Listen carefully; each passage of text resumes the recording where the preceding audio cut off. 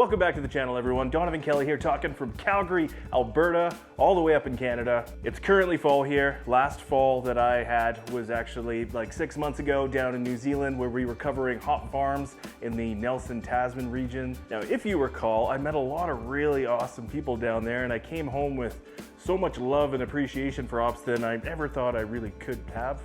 I made a YouTube video about it, and a lot of people really liked it. I got a lot of praise from breweries, beer drinkers, travelers from around the globe, but one brewery in particular, Passenger Brewing Company out of Montreal, Quebec, reached out and said, hey, we really like what you're doing there.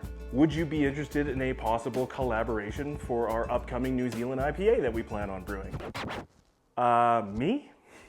You know, breweries have collaborations with breweries all the time, hop farmers, malting companies, charities. So I was like, what could I possibly do to help? And they said, well, you could tell the story. Sounds like fun. Let me see what I can do.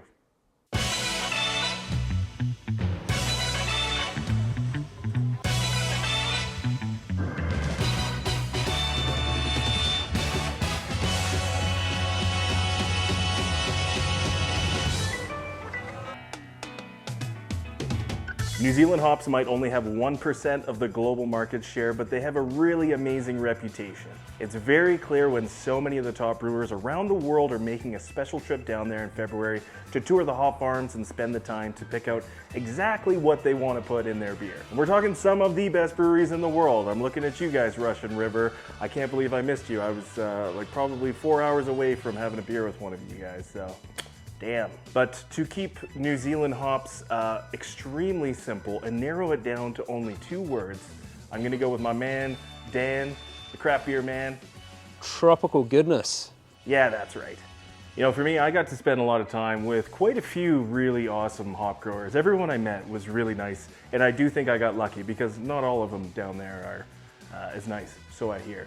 But I probably had the most amount of interactions with Brent from Mac Hop. Saw him probably 4 or 5 times throughout the hop season, so I just sent him a message first. And I was like, hey man, this is kind of what's going on. We got a little collaboration here. Is there anything about this that makes you remotely interested whatsoever? So sorry to bug you. Hope you're having a great winter. He just said, oh yeah, give me a call. Like, just get me on the phone. Let's do this. New Zealand hop beer. So what are you guys planning on using in this beer? Nelson Sauvin and Motueka. Yeah, nice. But just gonna double dry hop for both of those, so. Yeah, okay.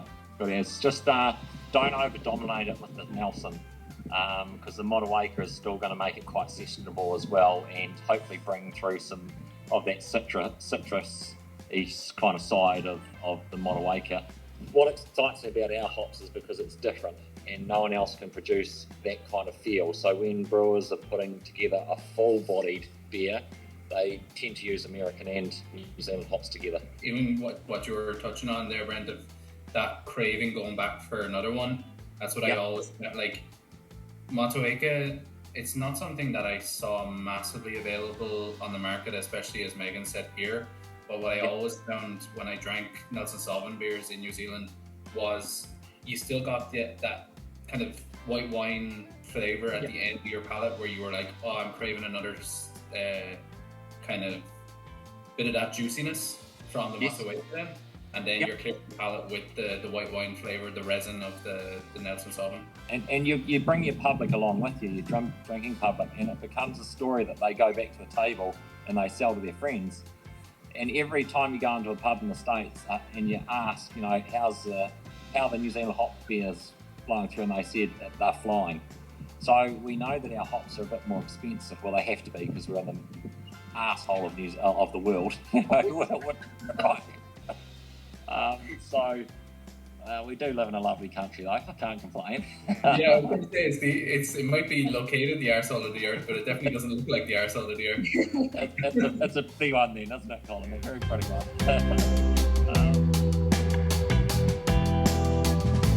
First phone call for this beer happened at the middle of April. Ended up talking to Brent in May. They wanted to brew the beer in June, ended up being July. In August, they're sending me some of the can art. It's just like blowing my mind. I can't believe this is happening. Here we are the first weekend in September, and this beer is being debuted at an Oktoberfest festival in Repentigny, 35-40 minutes north of Montreal. So it's like Yeah, I think I kind of gotta go. Booked the flights. I asked a friend, him and his fiance, Levi and Megan. They're like, absolutely, we're gonna come with you. So we flew to Montreal.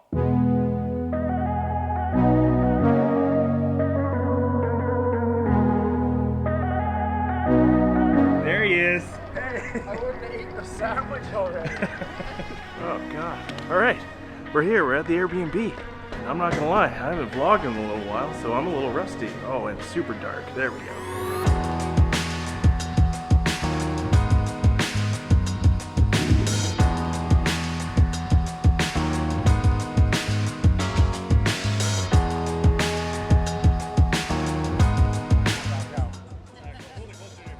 Unique New York.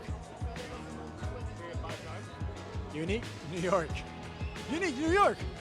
Unique New York.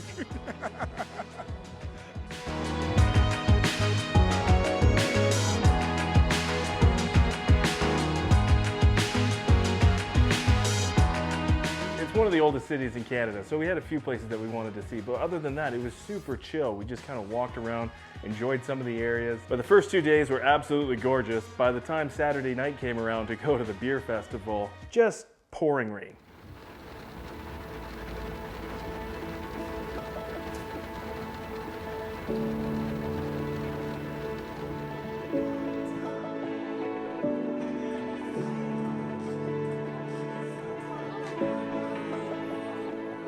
We saw photos on Instagram and videos, and this event was absolutely packed at one point in time on the Friday, and definitely on the Sunday the next day, but it was pretty dead when we were there, which was unfortunate, but honestly got a little bit more time to hang out with Megan, hang out with Charlie at Passenger Brewing Co, get to know them a little bit more and kind of hear more about the Passenger Brewing story. So the idea behind the brewery came from, we were just kind of hanging out at a brewery in Montreal, and I kind of just started spouting off, you know, I wish we could do this and this and this, and she just sort of looked at me and said, why don't you do it?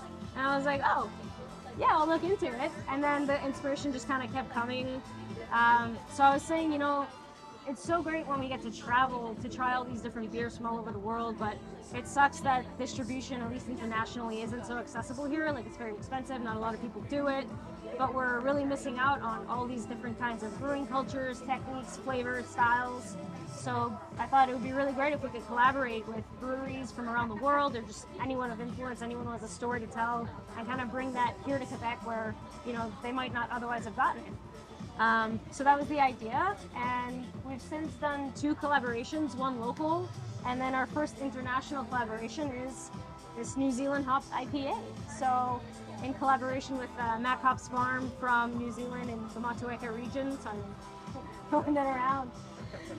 So we got to use their Nelson Sauvin and their Montreal hops, which is delicious. It's got a nice tropical fruit and a dry white wine finish.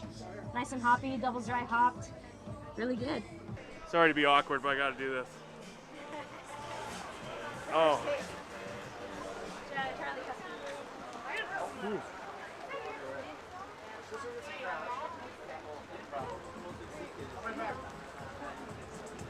That's delicious. It's amazing. Yeah. Ooh. God damn. That white wine character out of the Nelson Sauvin is so present.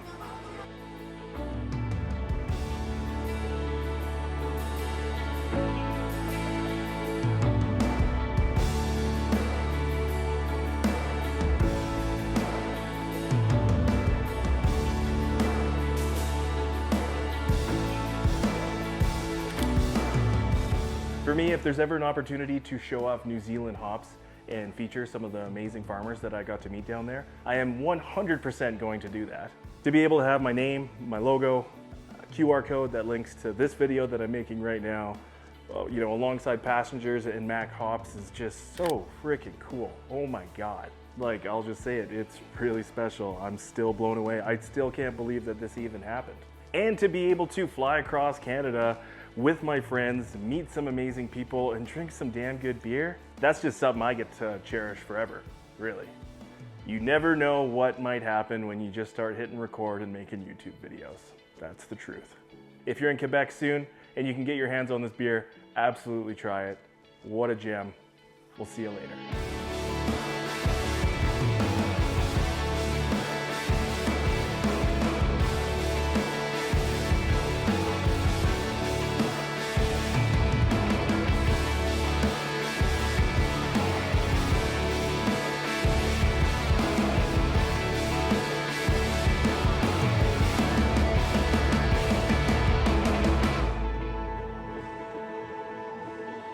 Safely let Brent know that we're here drinking it and it is not a crappy beer whatsoever.